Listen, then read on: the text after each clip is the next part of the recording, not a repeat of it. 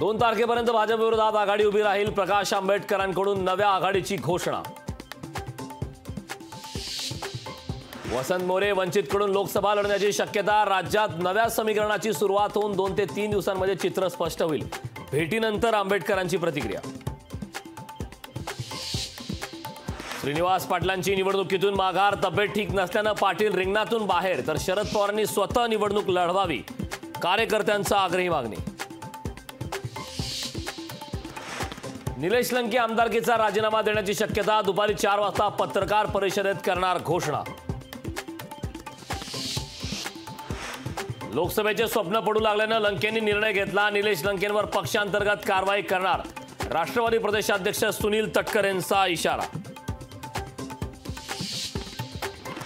अमरावती लोकसभेत तिहेरी लढत होणार. नवनीत राणा, बळवंत वानखेडे, दिनेश बुब रिंगणात.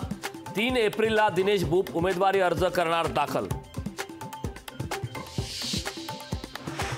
महायुतीच्या जागा वाटपात 2 जागा देण्याची आठवले यांची मागणी. 2 पक्षांमुळे आमची अडचण, नाहीतर आम्हाला जागा मिळाली असती, आठवलेंनी व्यक्त केली खंत.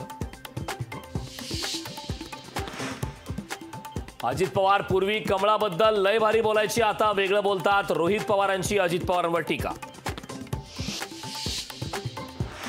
भवियात कोणतेही वाद नाहीत, भाजपला मदत होईल असं प्रकाश आंबेडकर करणार नाहीत. खासदार संजय राऊतांचं विधान. सांगलीच्या जागेवरून शिवसेना युबीटी काँग्रेसमध्ये पोस्टर वार. सांगलीची जागा विशाल पाटलांना देण्याची काँग्रेसची मागणी, तर शिवसेना युबीटी पक्षाकडून व्यंगचित्राद्वारे प्रत्युत्तर. जात पडताळणीमध्ये रश्मी बर्वे यांचं जात प्रमाणपत्र रद्द. रश्मी बर्वेची सर्वोच्च न्यायालयात धाव. लोकशाही मराठी ऐका, पहा, जागरूक रहा.